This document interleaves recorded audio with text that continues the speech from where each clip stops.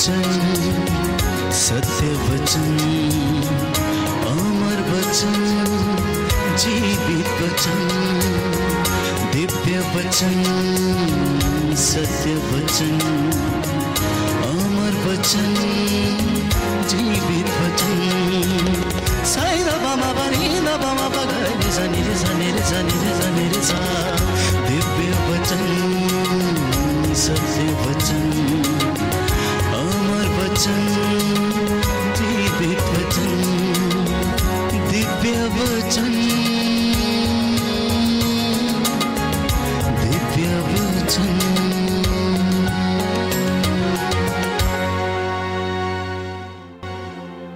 प्रियजनों, माता मरियम के विषय में बाइबल हमें बहुत कम विवरण देती है।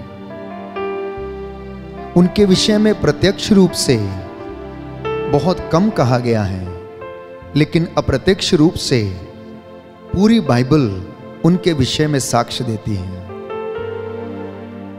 माता मरियम, प्यारे भाइयों और बहनों, हमारे लिए एक आदर्श नारी है।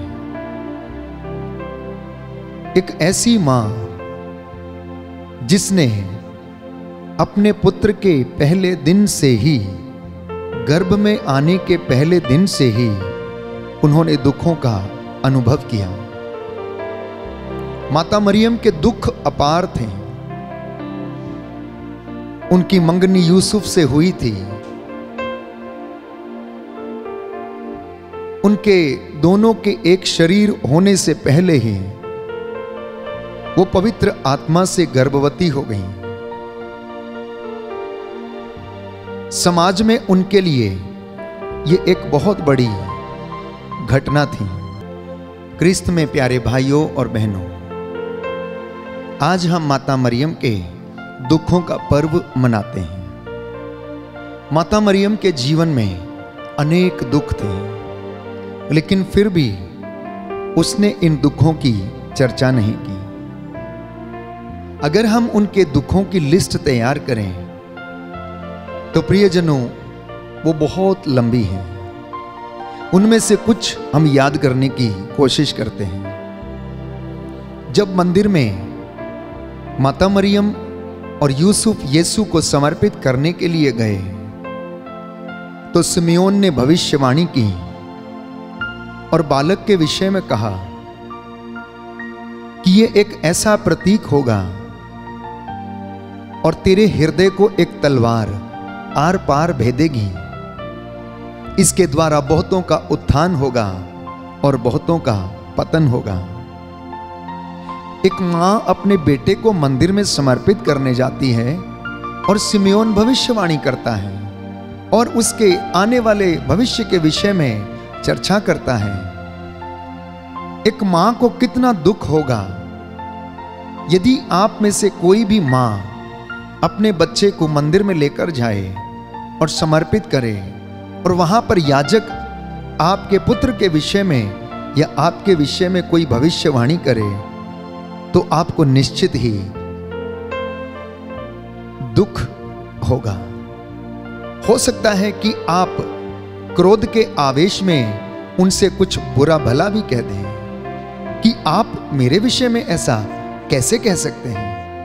आपको कैसे मालूम है कि मेरे बेटे के जीवन में ये होगा। आपको कैसे मालूम है कि इसके द्वारा बहुतों का उत्थान और पतन होगा। पर प्रियजनों, माता मरियम चुप रही। उसने उन वचनों को अपने हृदय में संजोए रखा। ये सबसे पहला दुख उनका उनके जीवन में वो अनुभव करती हैं। दूसरा दुख उनके जीवन में जब बालक बढ़ रहा था और वे मंदिर में गए थे, वहां पर यीशु मंदिर में खो जाते हैं और यूसुफ और मरियम ये सोचकर कि वो पीछे रिश्तेदारों के साथ आते होंगे, वो आगे बढ़ चलते हैं, परंतु यीशु मंदिर में ही रह जाते हैं। जब वो उनको ढूंढती है तो उनके आनंद का ठिकाना नहीं रहता है। तीसरा दुख यदि हम चर्चा करें उनके जीवन के विषय में, तो प्यारे भाइयों और बहनों, जब यूसुफ को स्वप्न में स्वर्गदूत संदेश देता है कि उठो, बालक को लेकर मिस्र चले जाओ, क्योंकि राजा हेरोद उसको मार डालना चाहता है, तो वो माता मरियम को लेता है और बच्चे को लेकर वो मिस्र चला जाता है। कैसी दुख भरी यात्रा वो रही होगी। मिस्र की दूरी बेतलेहम से लगभग 600 किलोमीटर से ज्यादा है और वे पहाड़ियां पार करते हुए वहां पर गए। उन्होंने दुख सहा और ऐसे ही जीवन बिताते रहे।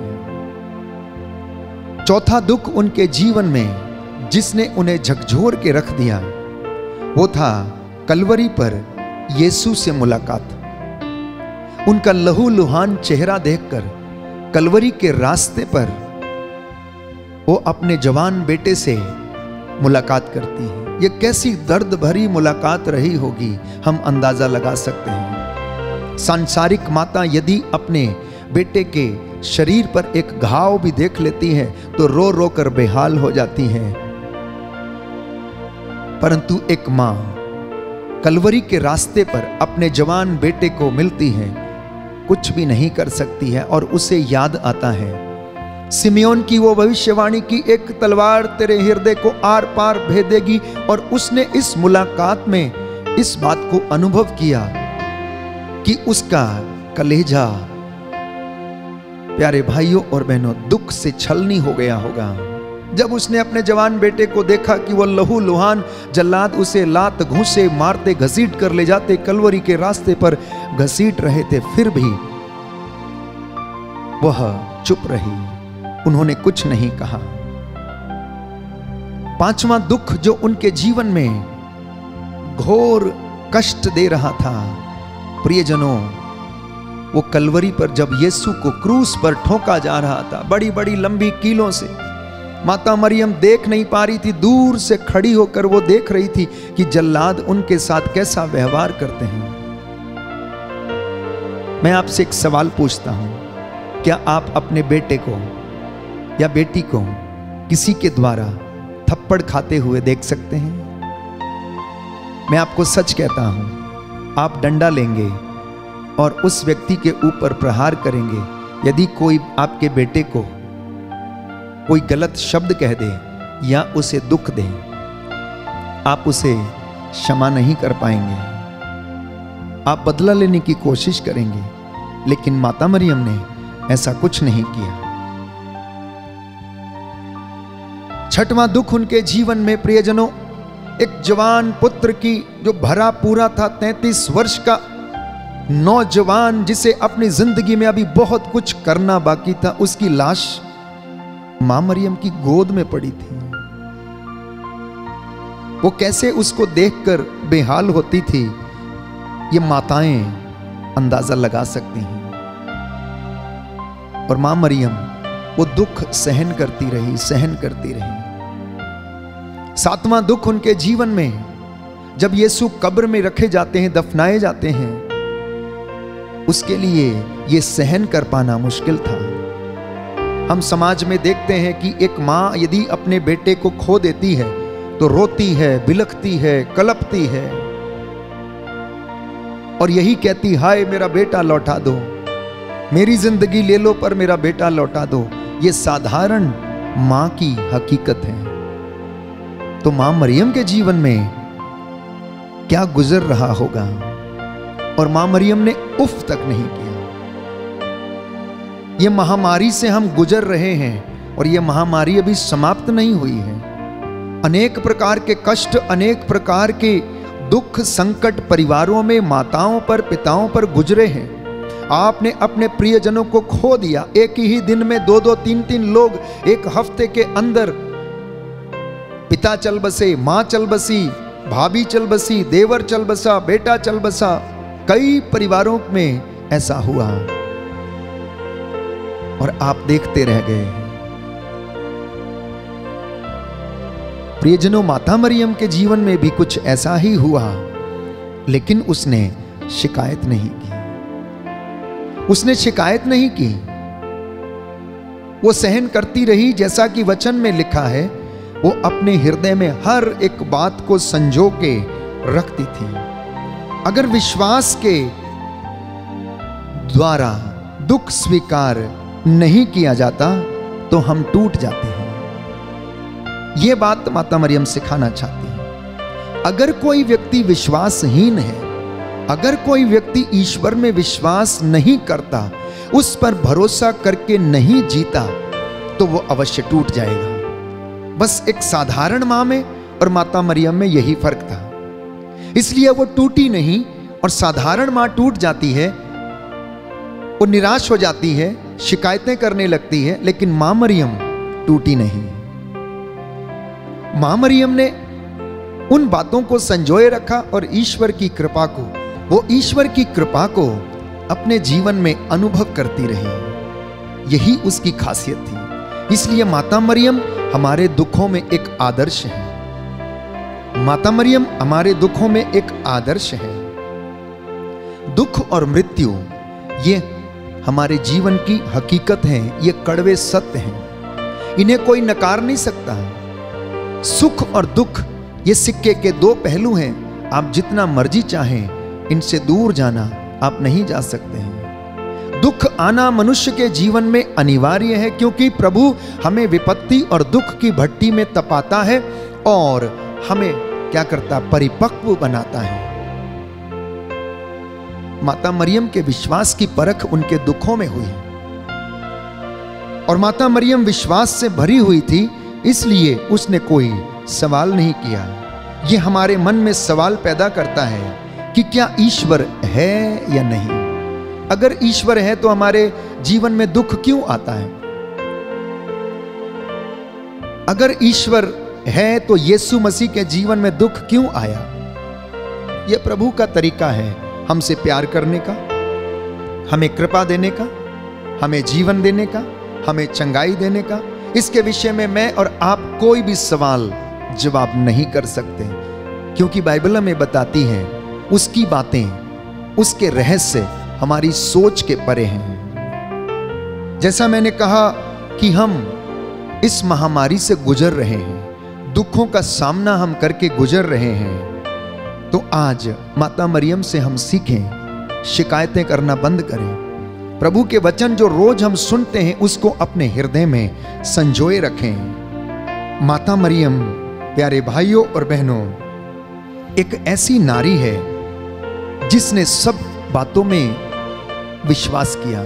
स्वर्गदूत की एक एक बात पर उसने विश्वास किया। She had every reason to protest. She had every reason to complain, but she did not do so. हमारे जीवन में भी कई बार हमारे जीवन में मौके आते हैं और हम कंप्लेन करने लगते हैं, शिकायत करने लगते हैं, भाग्य को कोसने लगते हैं, ईश्वर को कोसने लगते हैं। लेकिन माता मरियम ऐसी परिस्थिति में, जबकि हम उसके दुखों का याद करते हैं, दुखों को याद करते हैं, वो हमारे लिए एक आदर्श है। प्यारे भाइयों और बहनों, माता मरियम ने हर बात में प्रभु को हाँ कहा और उससे कहा कि तेरी मर्जी मेरे जीवन में पूरी हो जाए। इसलिए आज जब हम ये पर्व मनाते हैं तो माता मरियम हमें आमंत्रित करती है कि हम दुखों को याद ना करें, हम आनंद को याद करें। हम अपने जीवन में प्रभु ने जो सुख दिए हैं उनको याद करें। तो इसलिए माता मरियम ने अपने दुखों को ज्यादा महत्व नहीं दिया, वो आनंदित रही। जानते हैं कैसे? स्वर्गदूत का संदेश जब उन्हें मिला तो उस संदेश के कारण वो आनंदित थी कि वो एक पुत्र जनेगी, उसका नाम यीशु रखेगी, जिसका अर्थ है इम्मानुएल, ईश्वर हमारे साथ है। इस विषय से, इस बात से वो आनंदित हुई। प्रभु यीशु का जब जन्म हुआ तो वो आनंदित हुई। मंजूषियों ने आकर जब उन्हें भेंट चढ़ाई तो वो आनंदित हुई। जब प्रभु यीशु पुनर्जीवित हो उठे तो वो आनंदित हो गई। यीशु जब स्वर्गारोहित कर लिए गए तो वो आनंदित हो उठी। पवित्र आत्मा जब प्रेरितों पर उतर आया तो और भी ज्यादा आनंदित हो उठी। इतना ही नहीं, जब उन्हें महारानी का मुकुट पहनाया गया तो और भी ज्यादा आनंदित हो उठी। आज वो स्वर्ग की महारानी के रूप में स्वर्ग में उपस्थित होकर हमारे लिए प्रार्थना करती है। इसलिए प्यारे भाइयों और बहनों, दुखों में घबराना नहीं, क्योंकि प्रभु का वचन कहता है, मैंने विपत्ति में तेरा परिष्कार किया। मैंने ऐसे उस तेरा परिष्कार नहीं किया जैसे आग में चांदी गलाई जाती, परंतु मैंने दुख की भट्टी में तुझे परखा। मैंने तुझे दुख की भट्टी में परखा। प्यारे भाइयों और बहनों, जब हम आज माता मरियम की याद करते हैं, अपने दुखों की याद करते हैं, तो इतना अवश्य याद रखिए, हर दुख जो प्रभु के लिए सहन किया गया है वो कभी कृपा से खाली नहीं जाएगा। ईश्वर की कृपा उसके जीवन में अवश्य रहेगी। इसलिए माता मरियम हमारे लिए एक आदर्श है, मसीहों के लिए एक आदर्श है, माताओं के लिए एक आदर्श है। वो आज्ञाकारी रही, वो विश्वास की जननी है। विश्वास उनसे शुरू होता है। वो प्रथम दृष्टया प्रथम शिष्या है प्यारे भाइयों और बहनों। And she is the perfect role model of discipline, obedience, faith and intercession. अर्थात माता मरियम एक विशिष्ट आदर्श है मेरे और आपके लिए, आज्ञाकारिता के विषय में, विश्वास के विषय में, हमारे जीवन में ईश्वर पर निर्भर रहने पर, मध्यस्थता के रूप में। वो एक इतनी बड़ी मध्यस्थ है जो हमारे लिए निरंतर प्रार्थना करती है। हालांकि उसने दुख सहन किए, लेकिन प्रभु ने उसे पुरस्कृत किया। Mary is the apostle par excellence. उसके जैसा इस दुनिया में कोई नहीं है, उसके जैसा इस दुनिया में कोई नहीं है। She is a revolutionary who dared to do God's will। वो एक ऐसी क्रांतिकारी सोच रखने वाली नारी थी जिसने ईश्वर की इच्छा को स्वीकार किया और उसे पूरा किया। कहा, मैं तेरी दासी हूं, तेरे कथन मुझ में पूरा हो जाए। She is the yeast who fulfilled the role quietly। वो एक ऐसी नारी थी जिसने प्यारे भाइयों और बहनों अपने रोल को चुपचाप अभिनय करती रही, चुपचाप वो काम करती रही, उसने शिकायत नहीं करी। इसलिए मैक्सिमिलियन कोल्बे वो कहते हैं कि माता मरियम को प्यार करने से आप लोग मत डरना, क्योंकि यीशु से ज्यादा उसे कोई प्यार नहीं कर सकता। माता मरियम को प्यार करने से आप कभी पीछे नहीं हटना, कभी मत डरना, क्योंकि यीशु से ज्यादा माता मरियम को प्यार और कोई नहीं कर सकता। इसलिए जाते समय यीशु ने अपनी मां से कहा, जब उसने अपने प्रिय शिष्य को वहां पर खड़े देखा, उसने माता मरियम से कहा, भद्रे ये आपका पुत्र है। और अपने शिष्य से कहा, आज से ये तेरी माता है। यह कथन इस बात की पुष्टि करता है कि यीशु का और कोई भाई या बहन उसके घर में नहीं था। उसके चचेरे भाई बहन थे, लेकिन यीशु का कोई अपना भाई नहीं था, क्योंकि भाई के चल बसने के बाद उसकी जिम्मेदारियां उसके बड़े भाई पर या छोटे भाई पर उसकी पगड़ी के रूप में, जिम्मेदारियों के रूप में दी जाती हैं। तो यह बात पुष्टि करती है कि यीशु का और कोई भाई या बहन नहीं थी। इसलिए उसने अपने प्रिय शिष्य योहन से कहा कि आज से तू इसकी देखभाल करना, आज से ये तेरी माता है। और अपनी मां से कहा, भद्रे आज से ये तेरा पुत्र है, ये तेरी देखभाल करेगा, मैं तो जा रहा हूं। प्यारे भाइयों और बहनों, माता मरियम, उनके विषय में जितना हम ज्यादा कहें उतना ही कम है। बाइबल की कोई भी किताब ऐसी नहीं है जो अप्रत्यक्ष रूप से उनका जिक्र ना करती हूं। हर किताब प्यारे भाइयों और बहनों माता मरियम के विषय में अप्रत्यक्ष रूप से जिक्र करती है।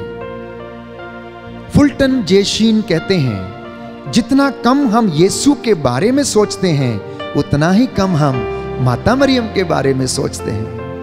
जितना ज्यादा यीशु के बारे में आप बात करेंगे उतनी ज्यादा आप माता मरियम के बारे में बात करेंगे। जितनी हम प्रभु की दिव्यता की प्रशंसा करते हैं हम उतना ही माता मरियम का आदर करते हैं। The less we acknowledge his divinity, the less we respect her.